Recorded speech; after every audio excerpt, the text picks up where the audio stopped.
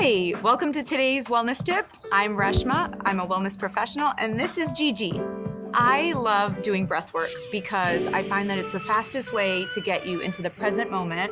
This specific technique is called air swish, and it really helps your communication center. So it releases your jaw, your neck, your throat, all the areas from which you communicate. Before you want to start any breathing technique, you're going to take a second, get grounded. So settle in, take a deep breath with me. Just in through your nose, open your mouth, let it go. Take another deep breath. You can close your eyes and you can settle in and you're just observing, like, what do you feel? Are you feeling tightness? You're not trying to fix it. You're not trying to judge it. We're just observing whatever's going on. And so from here, you're gonna take another inhale. You're gonna gulp air in into the mouth. You're gonna swish it around like you would swish around water. You might feel that there are crevices that really feel better than other areas. Just play around.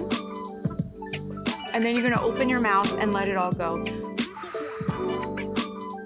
In my experience with this breath, I found that my jaw relaxes. I found that I feel a lot lighter in this area.